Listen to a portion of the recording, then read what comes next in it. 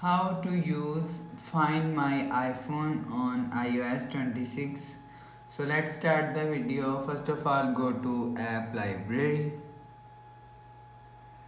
Now here click on search app library and search Find My. You will see Find My is here, so click on Find My.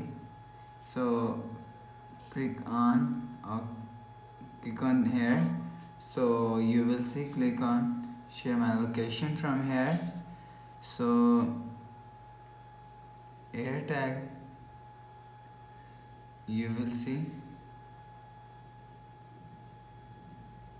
other, so you will see.